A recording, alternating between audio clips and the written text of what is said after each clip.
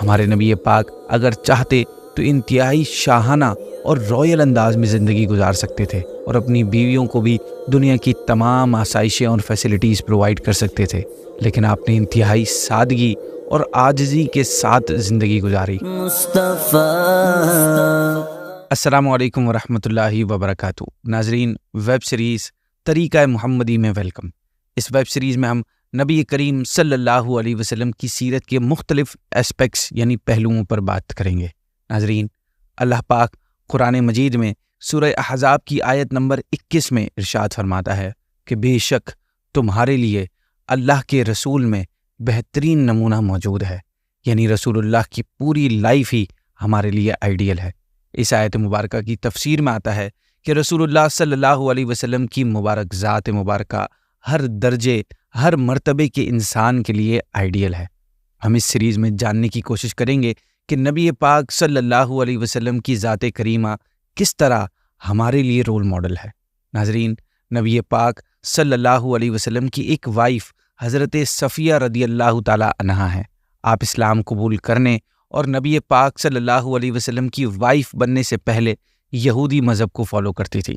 آپ کے اسلام قبول کرنے کے بعد غزوہ خیبر سے واپسی کے سفر میں جب سواری کے لیے اونٹ قریب لایا گیا تو نبی پاک نے آپ کو اپنے کپڑے سے پردہ کرایا اور اپنی ران مبارک کو قریب کیا تاکہ آپ اپنا پاؤں رکھ کر اونٹ پر سوار ہو جائیں، لیکن آپ نے نبی پاک صلی اللہ علیہ وسلم کی تعظیم کی وجہ سے ران مبارک پر پاؤں نہیں رکھا بلکہ گھٹنا رکھ کر سوار ہوئیں۔ نبی پاک صلی اللہ علیہ وسلم کا اپنی ازواج یعنی وائف کے ساتھ کتنا محبت بھرا تعلق تھا۔ آج ہم سیرت رسول کے اسی اسپیکٹ کو ڈسکس کریں گے، یعنی حضور صلی اللہ علیہ وسلم بحیثیت شوہر کہ حضور ایز اے ہسبینڈ کیسے تھے۔ اگر ہم پیارے آقا صلی اللہ علیہ وسلم کی سیرت طیبہ کو اسٹڈی کرتے ہیں تو یہ بات ہمارے سامنے آتی ہے کہ ایک اچھے اور بہترین شوہر ہونے کے لیے جن کوالٹیز اور خوبیوں کا ہونا انسان میں نیسیسری ہے، ضروری ہے، وہ تمام کی تمام نبی پاک صلی اللہ علیہ وسلم کی ذات کریمہ میں ہائیسٹ ڈگری پر موجود تھیں۔ ایک شوہر پر بیوی کے حقوق، رائٹس میں سے بنیادی حق یہ بھی ہے کہ وہ اپنی بیوی کو رہنے سہنے، کھانے پینے اور پہننے کا مناسب ارینجمنٹ کرے۔ نبی پاک جب مدینہ منورہ تشریف لائے تو مسجد نبوی کے ساتھ ہی آپ نے اپنی بیویوں کے لیے گھر بنوائے۔ اس وقت تک صرف حضرت بی بی سودا اور حضرت عائشہ رضی اللہ تعالی عنہما آپ کے نکاح میں تھیں، اس لیے 2 ہی گھر بنوائے گئے۔ جیسے جیسے دوسری ازواج آتی گئی تو دوسرے گھر بھی بنتے گئے۔ بیوی کے حقوق میں دوسرا اہم حق اس کے ضروری اخراجات یعنی ایکسپنسز ہیں۔ اگر ہم نبی پاک صلی اللہ علیہ وسلم کی پرسنالٹی کو دیکھیں تو آپ توکل کے اعلیٰ مرتبے پر تھے۔ آپ اپنے لیے کچھ بچا کر رکھنا اور سیونگ کرنا پسند نہیں کرتے تھے، مگر اپنی فیملی ممبرز کے حوالے سے آپ کا طریقہ یہ تھا کہ آپ ان کے لیے پورے سال کا راشن جمع فرما دیتے تھے۔ جیسا کہ حضرت عمر فاروق رضی اللہ تعالیٰ عنہ بیان کرتے ہیں کہ بنو نذیر سے حاصل ہونے والا مال ان مالوں میں سے تھا جو اللہ پاک نے اپنے حبیب پر لوٹا دیا تھا۔ مسلمانوں نے انہیں حاصل کرنے کے لیے نہ گھوڑے دوڑائے تھے نہ اونٹ۔ یہ مال خاص طور پر نبی کریم کے اختیار میں تھا۔ آپ اس مال میں سے 1 سال کا خرچ نکال لیتے اور جو مال باقی بچتا اسے جہاد کی سواریوں اور ہتھیاروں کی تیاری پر خرچ کرتے تھے۔ ناظرین، ہسبینڈ وائف کے رشتے کو جو چیز سب سے زیادہ مضبوط اور اسٹرانگ کرتی ہے وہ ان کا ایک دوسرے سے محبت کرنا ہے۔ آپ صلی اللہ علیہ وسلم اپنی بیویوں سے بہت محبت فرماتے تھے اور اس کا اظہار بھی فرماتے رہتے تھے۔ چنانچہ حضرت ختیجہ رضی اللہ تعالی عنہا کے بارے میں آپ صلی اللہ علیہ وسلم نے فرمایا کہ مجھے ان کی محبت عطا کی گئی ہے۔ آپ اپنی وائف سے محبت کرنے کا بہت ہی عمدہ انداز اختیار کرتے تھے۔ آپ ان کے ساتھ مل کر کھانا کھاتے تھے اور کسی بھی طرح کی انفیریورٹی کمپلیکس یعنی احساس کمتری پیدا نہیں ہونے دیتے تھے۔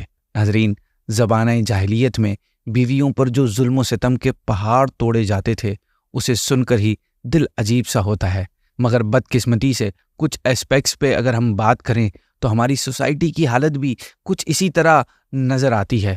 بیوی کو تنگ کرنا، زبردستی مہر معاف کروانا، اس کے حقوق ادا نہ کرنا، اتنی ذہنی اذیتیں دینا کہ اس کو ڈپریشن کا مریض بنا دینا، नाराज़ होकर औरत को उसके माँ बाप के घर बिठा देना, अपने घर में रख कर बातचीत बंद कर देना, दूसरों के सामने उसको डांट डपट करना, उसको बेइज्जत करना, मारना पीटना, बल्कि कत्ल तक कर देना। इन शॉर्ट, जुल्म और सितम की वो कौन सी सूरत है जो हमारी सोसाइटी में नहीं पाई जाती। अलबत्ता जो इस्लामी तालीमात पर सही तौर पर अमल करते हैं वो इस तरह की हरकतों से महफूज रहते हैं, क्योंकि इस्लाम ने इस सोच की हौसला शिकनी की है और बीवियों के साथ अच्छा बर्ताव करने का हुक्म दिया है। चुनांचे हमारा रब्बे करीम इरशाद फरमाता है, और उनसे अच्छा बर्ताव करो।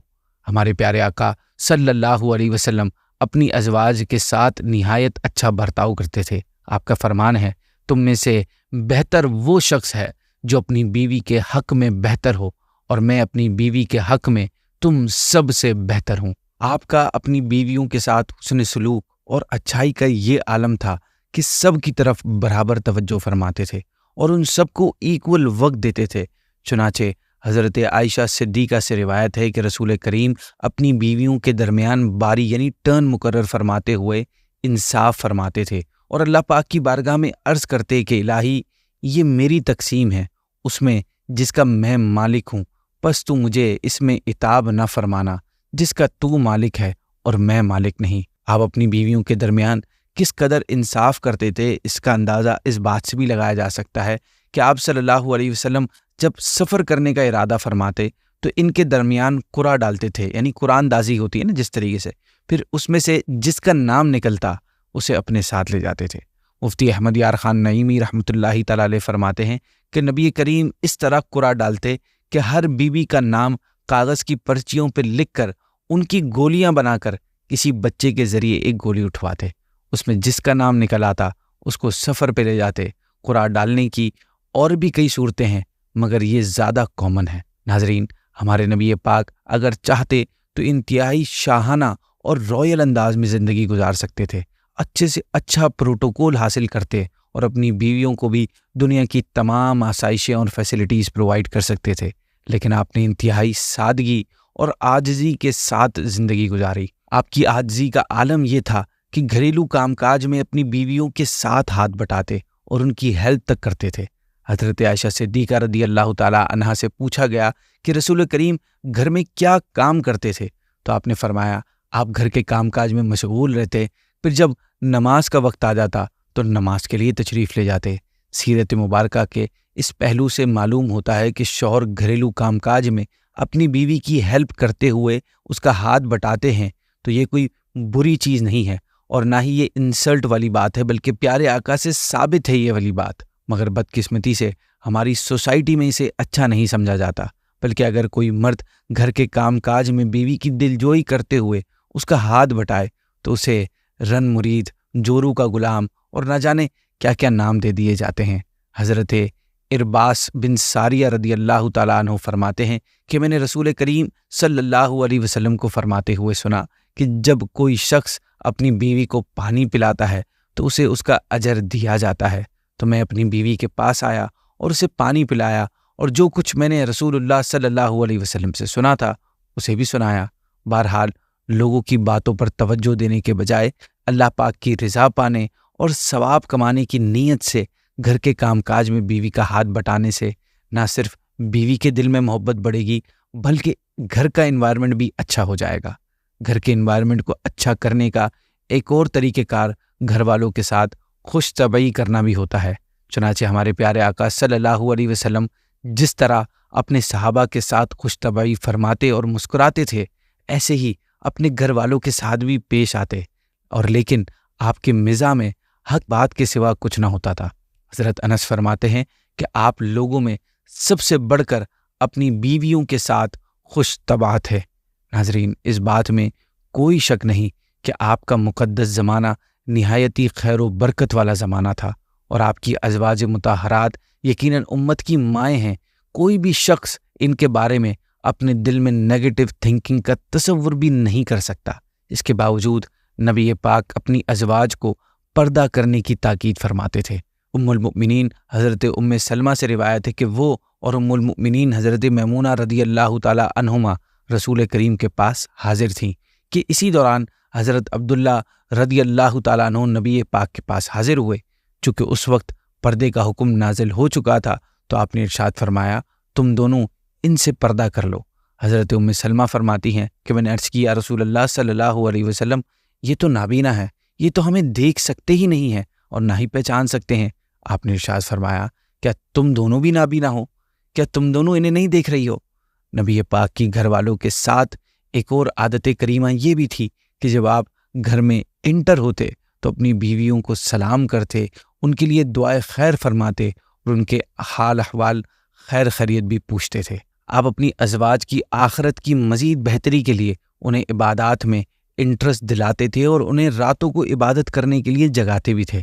حضرت ام سلمہ رضی اللہ عنہا فرماتی ہیں کہ ایک رات آپ صلی اللہ علیہ وسلم نیند سے جاگے تو فرمایا سبحان اللہ، یعنی اللہ پاک کی ذات پاک ہے۔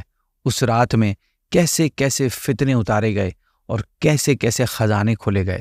حجرے والیوں کو جگاؤ، جب رمضان کے لاسٹ دن آتے تو آپ ان راتوں میں عبادت کے لیے خود بھی جاگتے اور اپنے گھر والوں کو بھی جگایا کرتے تھے۔ آپ صلی اللہ علیہ وسلم گھر والوں کے ساتھ اچھا ریلیشن شپ برقرار رکھنے کے لیے ان سے ایڈوائز اور مشورے بھی لیتے تھے، جبکہ آپ خود تمام لوگوں میں سب سے زیادہ عقل مند اور درست رائے رکھنے والے تھے۔ پہلی مرتبہ وحی نازل ہونے کے موقع پر آپ نے حضرت خدیجہ رضی اللہ تعالیٰ عنہا سے مشورہ بھی کیا تھا۔ صلح حدیبیہ کے موقع پر حضرت ام سلمہ رضی اللہ تعالیٰ عنہا کے مشورے اور اسٹریٹجی نے بہت بڑا کردار ادا کیا۔ اس وقت صحابہ کرام عمرے کی ادائیگی سے روکے جانے پر رنج و غم میں تھے اور کوئی بھی قربانی کر کے اپنا احرام کھولنے کے لیے مینٹلی تیار نہیں تھا، تو آپ نے بارگاہ رسالت میں یہ مشورہ دیا کہ یا رسول اللہ آپ کسی سے کچھ بھی نہ فرمائیں اور خود اپنی قربانی ذبح کر کے اور حلق کروا کر اپنا احرام کھول دیں۔ چنانچہ آپ نے ایسا ہی کیا۔ یہ دیکھ کر سب صحابہ کرام نے بھی اپنی اپنی قربانیاں کر کے ایک دوسرے کا حلق کر کے احرام کھول دیا۔ ناظرین، آج کی ایپیسوڈ میں ہم نے سنا رسول اللہ صلی اللہ علیہ وسلم کا اپنی ازواج مطہرات بیویوں کے ساتھ کیسا نرالا اور یونیک اور پیارا انداز تھا۔ آپ ان سے محبت بھی فرماتے تھے اور ان کی کیئر بھی کرتے تھے، ان کے حقوق بھی ادا کرتے تھے اور اچھے انداز میں ماحول کو دیکھتے ہوئے ان کی اصلاح اور تربیت بھی کرتے تھے۔ ہمیں آپ کے انداز کو اپنی لائف میں اڈاپٹ کرنا چاہیے، کیونکہ گھریلو زندگی ہیومن لائف کا وہ پرومیننٹ ایسپیکٹ ہے جس کے ذریعے ایک انسان کی پریکٹیکل اور اخلاقی حالت کا صحیح اندازہ لگایا جا سکتا ہے، اور شاید ہی کوئی انسان اس ایسپیکٹ کے اعتبار سے پرفیکٹ ہو۔ یہی وجہ ہے کہ ہم لوگ اپنی زندگی کے اس پہلو کو سیکرٹ رکھنے کی کوشش کرتے ہیں اور کسی دوسرے کو بتانا پسند نہیں کرتے۔